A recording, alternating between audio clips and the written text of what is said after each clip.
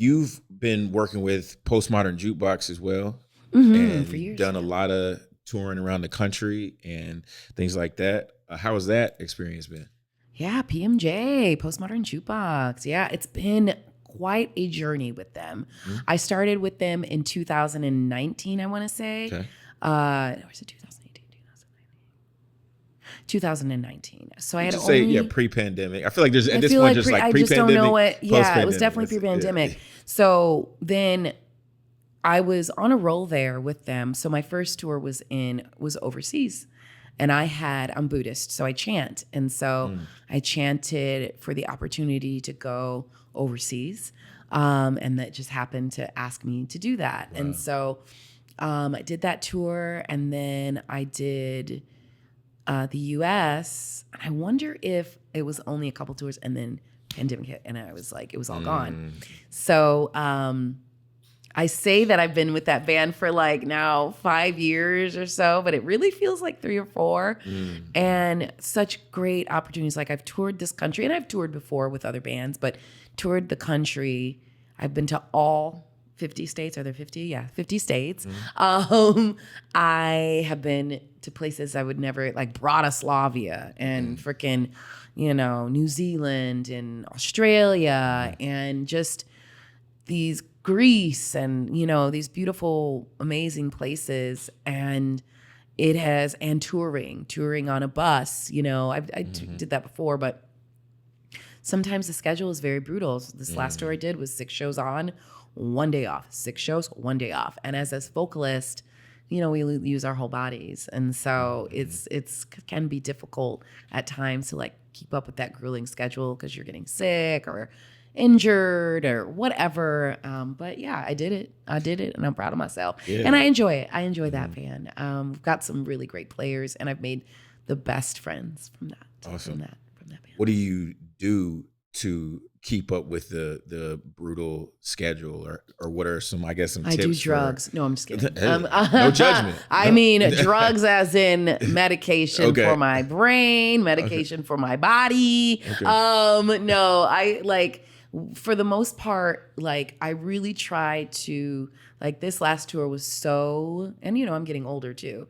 This last tour was so hard. So I didn't really go out that much. Like I love to party with them and all that stuff, but I was up in my bunk, like trying to get as much rest as possible, because it is brutal at times. And then, also just, it's also hard to eat on the road because, you get done with the show and then what's their after show food is like pizza.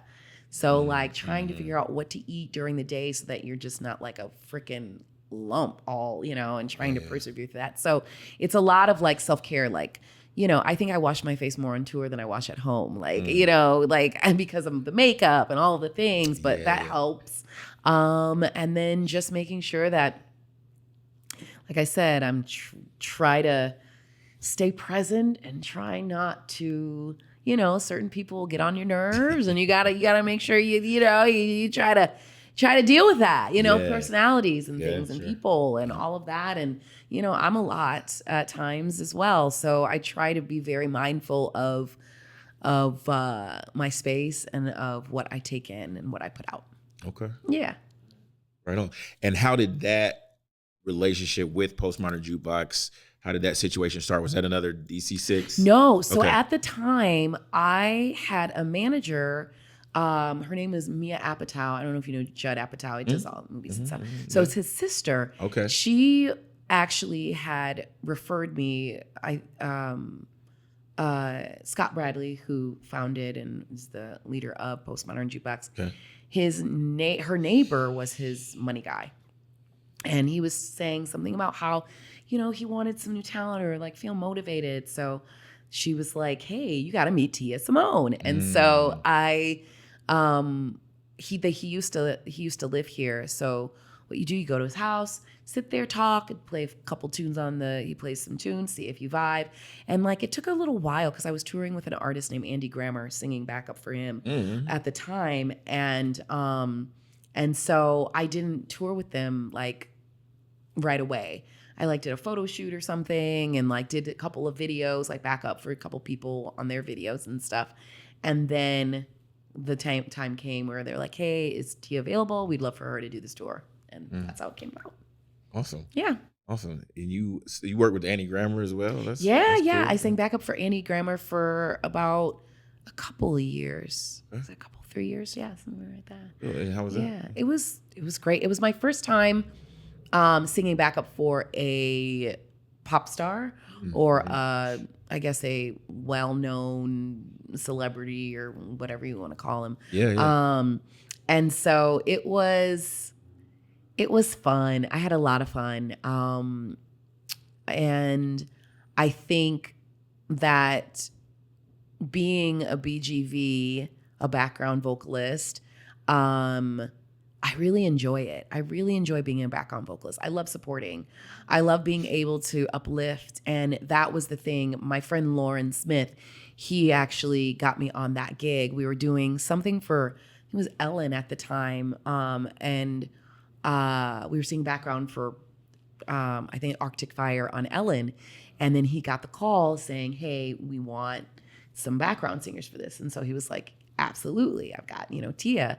And so we did NAMM, the conference. Yes. Yeah, and so we did a performance at NAMM with him. And it was awesome. And so I didn't realize we were going to go on tour or anything like that. And so then got the call saying, hey, he wants to add background singers to his tour. And that's how that came about. And so it was a lot of fun. It was my first time like doing bus tours or anything like that. Like I had done like, van life, like I always call myself a late bloomer because I was 30 when I started focusing on music full time. And that was a while ago.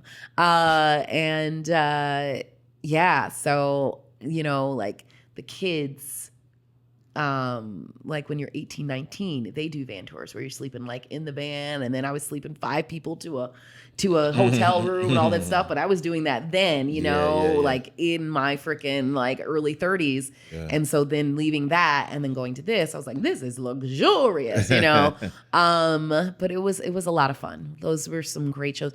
Andy's fans are amazing. A lot of them still keep up with me to this day. Oh, wow. Just a really beautiful, beautiful camp. Awesome.